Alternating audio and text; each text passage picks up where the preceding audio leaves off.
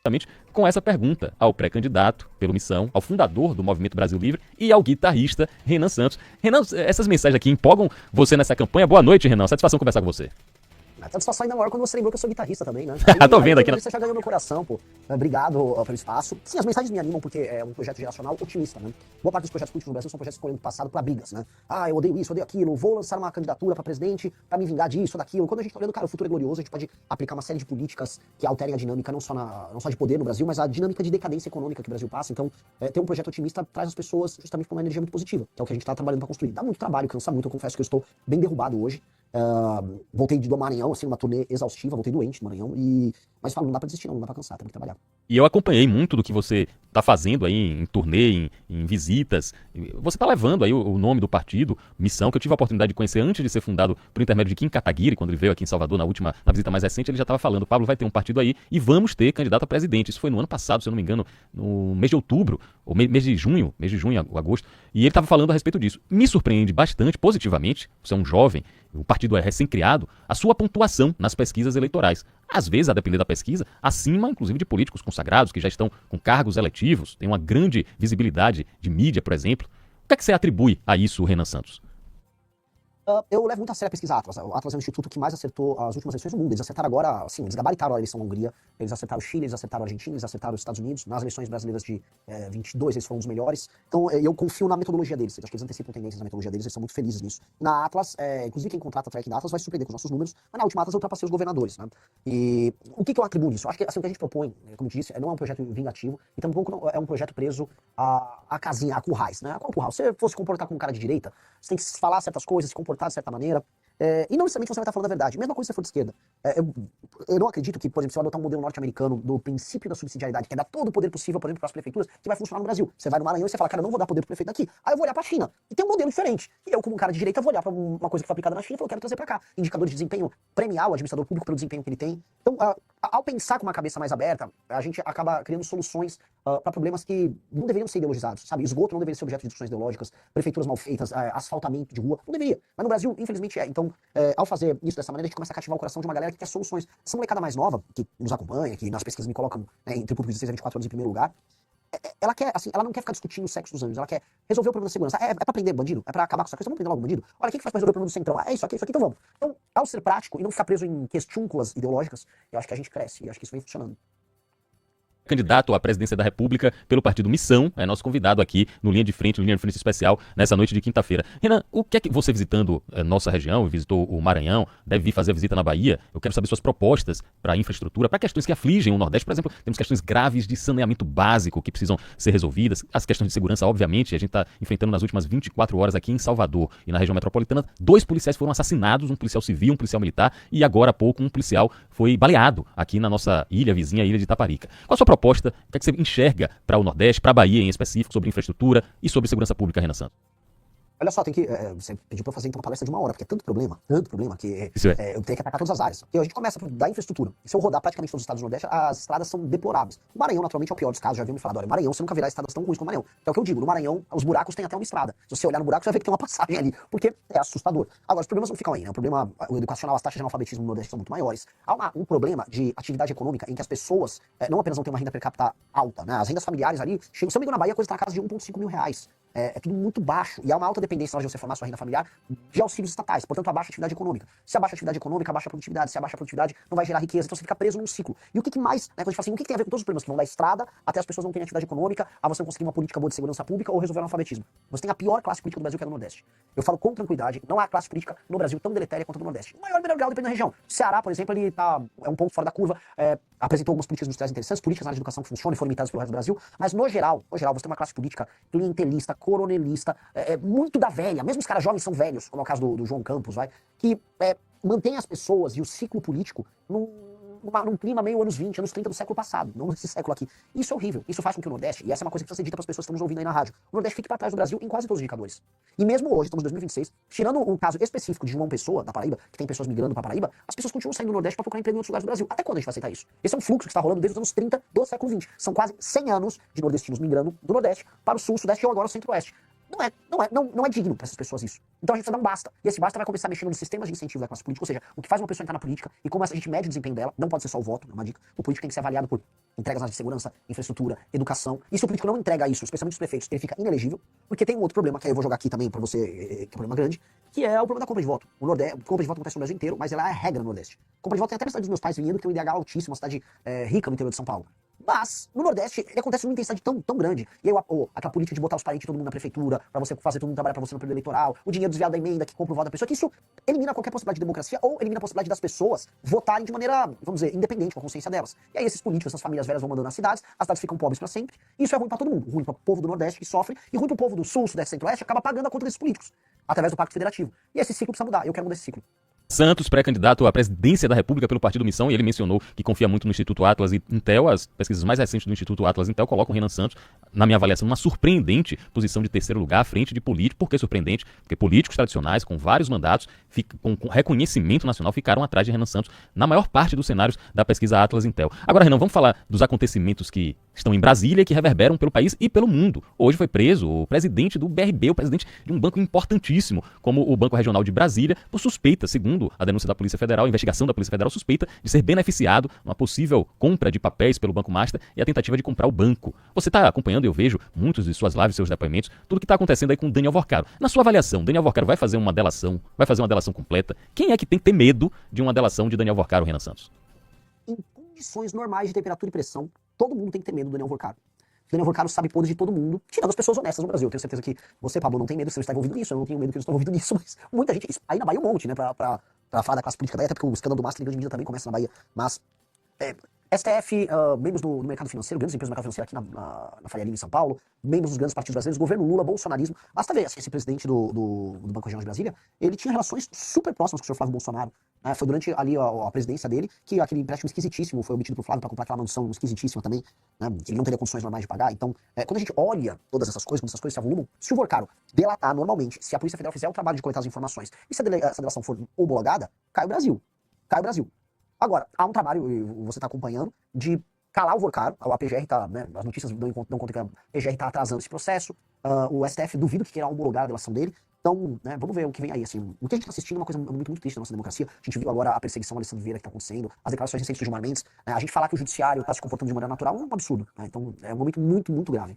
Ampliando e aprofundando um pouco mais isso, eu fiquei realmente assustado com a reação de integrantes de ministros do Supremo, sobretudo Gilmar Mendes, também o ministro Dias Toffoli, ao verem o nome deles colocado num pedido de indiciamento num relatório da CPMI. E parece que a reação forte pode inclusive impactar na possível candidatura do senador Alessandro Vieira. Você, como hoje um player, como se chama, um player da política, você entende, eu estou entendendo assim, você entende que a isonomia, a autonomia entre os poderes está cada vez mais arranhada, um está querendo invadir o outro e tentando pressionar o outro lado a se render a possíveis atuações do judiciário contra o legislativo, também o executivo. Como é que você está enxergando isso, Renan? Eu acho que, por conta do conflito que o STF teve com o Bolsonaro, ali entre 19, 20, 21, 22, e dos recursos que o Bolsonaro deu, o judiciário ficou hiperpoderoso. Isso não é uma fala minha, tá? Eu sou um presidente de partido agora, mas agora eu vou usar as palavras do meu colega presidente de partido, Valdemar da Costa Neto, presidente do PL. Valdemar da Costa disse que o Bolsonaro dava umas broncas, gritava, ô Alexandre, isso, aí depois ele recuava pra tudo que o Alexandre queria. Essa foi a tônica do enfrentamento dele com os Bolsonaro. O Bolsonaro recuava tanto, que o STF foi avançando em tudo. Nomeação do PGR anti-Lava Jato, 2 ministros do STF que em momentos importantes votaram ao lado dos interesses do STF, fim da Lava Toga, fim da prisão em segunda instância, ou seja, retirar o COAF, na época que tava com o Moro, o COAF, as informações do COAF foram parar todas com o Dias Toffoli. Então quando a gente olha todo aquele processo somado, né, aquela crise toda na pandemia e o hipeремpoderamento do inquérito do Alexandre de Moraes, a gente pode dizer que o STF virou um superpoder. Ele está acima dos demais poderes, e os demais poderes, tanto o poder executivo hoje com o Lula, quanto com o poder legislativo, com toda essa massa de políticos do Centrão, ninguém tem condições cognitivas ou morais de enfrentar o STF. O que é cognitivo? Eles não são muito inteligentes, não. O STF é mais esperta, mais lida, sabe jogar melhor o jogo. E morais, porque eles estão envolvidos nos mesmos escândalos que o próprio STF. Né? Alguém vai dizer que os senadores brasileiros têm, vamos dizer, estofo moral para enfrentar uma briga com o STF? Infelizmente não. A gente gostaria que tivesse, porque essa briga precisa andar. Claramente a gente precisa impeachment o ministro Alexandre de Moraes, que está obviamente encalacrado nesse escândalo todo, né? O Dias Toffoli também tá encalacrado. Então, e aí? O Senado tem condição? Por que não falam nada? Boa parte dos senadores estão querendo concorrer à reeleição. Por que eles já não andam com essas coisas agora?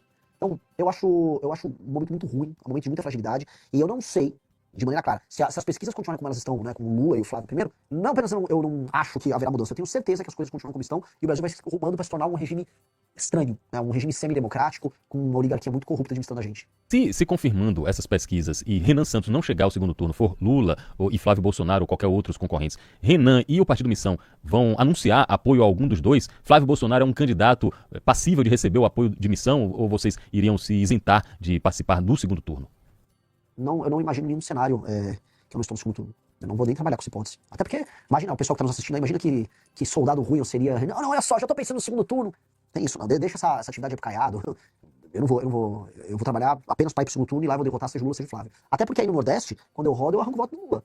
Boa parte da juventude aí na última eleição votou no Lula e agora tá buscando as nossas ideias. Então, não sei se nem o Lula nem o Flávio tem vaga garantida no segundo turno. E mais, coloca um outro ponto. Se o Lula perceber que não tem condição de vencer, ele não será candidato, aí lança Camilo ou lança Haddad. E aí tá totalmente aberto o jogo. Totalmente vai para todo mundo. Não acho uma candidatura petista em Grêmio. Com Renan Santos, pré-candidato a presidente pelo Partido Missão. Já estou convidando você quando vier a Salvador, quando vier a Bahia, a gente gravar aqui na TV Aratu e também fazer o programa aqui na rádio, no estúdio. Vai ser muito bom conversar com você pessoalmente. Agora, antes de encerrar e já agradecendo o seu tempo, eu quero conversar rapidamente com o presidente do partido e não com o pré-candidato. Por quê? Porque nessa janela partidária, eu, aqui na Bahia, e olhando também algumas movimentações nacionais, eu estou vendo, Renan, que ser presidente do partido está mais ou menos assim como ser diretor de futebol de clube grande, com orçamento grande, fazendo contratação de influenciador, fazendo literalmente contratação, porque faz uma série de promessas, uma série de atividades para atrair o político ou o novo político. O presidente do partido Missão, Renan Santos, está preocupado com a cláusula de barreira, porque vocês têm, além da missão normal que está no nome, vocês têm uma missão de eleger deputados federais, de tentar eleger o máximo de uma bancada para o partido crescer e se viabilizar e ficar mais forte. Como está sendo essa composição aí, Renan, e como está sendo aqui na Bahia montar o partido? Bom, a pesquisa Atlas mostrou que o Partido Missão, na preferência do eleitorado, ele já está com 5 pontos alguma coisa, e vamos buscar o PSOL já para subir para terceiro, né? Ou seja, o partido com nem 6 meses de idade, ele já tem uma grande preferência junto ao eleitorado, e quando eu pesquisei para os mais jovens, ali, de acordo com a Atlas, tá melhor ainda, né? A coisa passa dos 20%. Onde eu quero chegar com isso, que é bem importante? É um partido que ele se firma como um projeto de Brasil e como uma iniciativa majoritária. E sendo uma iniciativa majoritária, ele tem que se valer das suas ideias e dos seus candidatos. E nesse sentido, eu não vou ficar desesperado em passar a cláusula de barreira, porque isso iria destruir a própria ideia do partido, e aí o partido, como projeto, morre. O que eu quero dizer, para traduzir para quem está nos ouvindo, o dirigente partidário comum, ele vai chamar o maior número possível de influencers bizarros, de caras do centrão, caras que tenham grana, e vão ficar fazendo propostas e entregam os diretórios estaduais para essas figuras ficam no diretório estadual e prometem legião federal e estadual, isso ajuda na conta do partido. Nós não fizemos isso. Então, se eu fosse falar assim, minha preocupação como dirigente no sentido de passar a cláusula de barreira, qual foi? Tem os melhores candidatos alinhados com o que a gente pensa, absolutamente nenhum candidato nosso vai fazer campanha para algum outro candidato a presidente, ou vai defender uma ideia que não seja uma ideia nossa. Essa pessoa, no meio da campanha, se ela fizer isso, ela vai ser reprimida dentro do projeto. O projeto é muito claro, o projeto é um projeto de um partido político alinhado, como acontece em qualquer democracia séria no mundo. Só vale a pena passar a cláusula de barreira se o nosso projeto passar a cláusula de barreira. Se eu precisar virar outro projeto para passar da cláusula de barreira, significa que o meu projeto é ruim, portanto que ele não tem espaço na sociedade civil. Então eu vou testar no meu projeto. E aí eu fico minha crítica, não só os partidos que não tem nenhum significado e só querem passar a cláusula de barreira, porque sim, né? Ou até, por exemplo, o Partido Novo que surgiu de uma ideia legal, bacana, isso que hoje ele é um puxadinho do bolsonarismo só para tentar passar a cláusula de barreira, que é um negócio meio desonesto. A gente está conversando com o Renan Santos, agradecendo aos milhares de youtubers, os milhares de fãs aqui de Renan Santos que estão acompanhando também pela internet, pelo YouTube. Renan, você já, pela grande visibilidade que o partido e que sua campanha, sua pré-campanha estão tendo, você já deve ter recebido algum convite, alguma conversa aqui da Bahia, de qualquer um dos candidatos, para um apoio, para chegar junto, digamos assim, para colar com algum candidato aqui na Bahia. Já teve isso e quem foi, Renan Santos? Já tem umas conversinhas assim, mas eu não tô levando muito à frente, porque eu não acredito nesse jogo. Se eu precisar fazer esse jogo, quer dizer que meu projeto é ruim. O que eu quero dizer, não é que eu sou marrento, de maneira alguma, eu sou uma pessoa super leve no trato. A fama de Renan, brabão, doidão, é mais uma fama do que uma condução. Eu sou uma pessoa simples e confiável no trato. O meu ponto é, eu quero interferir de maneira positiva nas eleições, eu quero ganhar a eleição para presidente, eu quero fazer bancada dos estados, eu quero eleger governadores. E o meu papel aí na Bahia será determinado pelo tamanho da minha mensagem na Bahia. Então antes da Bahia eu vou chegar, vou fazer igual eu fiz no Maranhão, vou rodar a Bahia inteira, e eu vou bater em quem precisar bater e vou elogiar quem precisar elogiar. Se tiver uma boa iniciativa numa cidade no interior da Bahia, de um prefeito que sai do PSD, mas que o PSD não vai estar comigo em nenhum momento, eu vou elogiar. E se eu precisar bater num cara do PSD, do PT, eu vou bater. E vai ser a mesma lógica, porque o que importa é tratar dos problemas baianos dentro da lógica do sistema de valores nosso. E dentro do sistema de valores, aí a gente vai estabelecer uma régua não só moral, mas uma régua valorativa. Isso vai ajudar o eleitor a pensar como a gente, e pensando como a gente, naturalmente ele vai ver a gente como alternativa. E aí depois eu converso, porque eu acho que o mais importante é o seguinte, como o meu projeto é melhor, eu quero ver antes de tudo candidatos a governo ou endossando minhas propostas, falar, o Renan tem uma proposta muito boa e quero endossar. Gostaria de ver isso primeiro, da parte deles. O pessoal do Maranhão duvidava, né? Achava, esse cara é só um doido. Aí o doido foi lá, foi um rebuliço. Hoje tá o tal do Braide, prefeito de São Luís, desesperado, explicando que ele não deixou o bairro sujo, não sei o que. É isso. Pô, se vocês quiserem conversar e endossar minhas propostas, nominalmente, o Renan tem uma proposta boa, vale a pena a gente apoiar, eu vou dar inclusive luz pro cara. Fala, ó, que legal, esse cara de outro partido tá fazendo isso. Só que eles não gostam. E é aquela coisa que eu falo, Pablo, se não é pelo amor, é pela dor. Às vezes eu vou lá e vou falar do problema do município do cara, o cara vai tomar um susto. Não quero brigar com ninguém, só quero falar a real e apresentar nosso projeto. Renan Santos, 42 anos, fundador do Movimento Brasil Livre, fundador do Partido Missão, pré-candidato à presidência da República, nosso convidado aqui no Linha de Frente. Para finalizar, eu quero saber a história lá que eu li no site Metrópole de um vazamento, inclusive eu já vou repudiando aqui, ó, vazamento de conversa. Isso aí nunca tem um objetivo republicano, é muito grave quando eu vejo esse negócio de vazamento de conversa de grupo de WhatsApp. Mas estava lá publicado no site Metrópolis e estava dizendo, atribuindo a você uma declaração sobre o uso de cogumelos mágicos. Até eu fui procurar com um médico especialista amigo meu e falou, Pablo, tem muita gente já fazendo o uso de microdosagem com acompanhamento médico do termo técnico psilocubensis. O que é que foi que houve ali, Renan? Quem vazou essa história? Com qual interesse? E afinal, o que são os cogumelos mágicos, Renan Santos? Olha, o cogumelo mágico é um cogumelo que a humanidade já usou. Eu até fiz uma revista sobre eles. O ser humano usa ele de maneira religiosa há milênios, né? E agora a medicina descobrindo um papel que ele tem regenerativo sobre as conexões neurais, de modo a tirar pessoas da depressão, da ansiedade. A gente cria curtos-circuitos mentais. Esses curtos-circuitos, devido à repetição, nos levam a ansiedade, gatilhos, etc. E aí hoje existem inúmeros tratamentos alternativos para fazer enfrentamento a isso. Lá nos Estados Unidos tem muitos papers sobre isso. A microdosagem que você citou são as pessoas que fazem o uso para aumentar o desempenho delas, não só criativo, mas desempenho de trabalho. Eu, por exemplo, quando eu tô bem, eu fiz essa microdosagem para eu precisar escrever artigos para nossa revista e funcionou super bem. Eu fiquei super produtivo, a coisa boa para trabalhar. Boa parte da galera, inclusive na Faria Lima, faz uso disso. Quando não é isso, toma um remédio horrível, tá? Já preta, que é o Venvance, que eu não recomendo pra ninguém. E é basicamente isso. Não é legal. O cogumelo, basicamente, é um cogumelo que nasce no cocô da vaca, pra não falar palavrão aqui, né? Nasce em qualquer lugar. E sim, cara, eu já experimentei. E o que as pessoas não vão ver é eu dando uma de político mentiroso, enrolão, chegando, não, eu vou ver, vou mandar periciar. Não, eu falei mesmo. Vazaram uma pessoa mal intencionada, canalha, quis vazar, achou que ia me prejudicar e não prejudicou, muito pelo contrário. A revista que a gente fez sobre a direita psicodélica norte-americana vendeu muito. E essa discussão, que envolve não só o uso medicinal da psilocibina, mas também o canabidiol, que pode ser utilizado, por exemplo, no enfrentamento da epilepsia, começou a ser debatido e eu acho isso legal pra caramba. Acho que eu gostaria de ver esse tipo de substância sendo usada de maneira controlada no SUS. Eu acho que são opções que a gente tem de tratamento que podem ser muito úteis para o mal que acomete especialmente os mais jovens, que é o mal da depressão e o mal da ansiedade. Então, basicamente isso. Eu não fico nem um pouco preocupado com esse assunto. Te prejudicar, parece que o tiro saiu pela culatra. Eu tô vendo aqui os comentários do pessoal, nosso presidente Super Mario bota os cogumelos, nosso presidente cogumelado. Ou seja, aparentemente não abalou em nada o pessoal que apoia Renan Santos e que apoia o Partido Missão. Renan, muito obrigado, boa sorte pra você na sua campanha. E reforçando, quando vier a Salvador, vem aqui pra gente gravar pra TV Aratu no Linha de Frente, pra gente gravar também pra Antena 1. Muitos baianos querem conhecer a fundo as suas propostas, caso chegue ao Palácio do Planalto. Maravilhoso, será uma honra, será o primeiro lugar que eu vou visitar quando chegar em Salvador. Tenho minha promessa.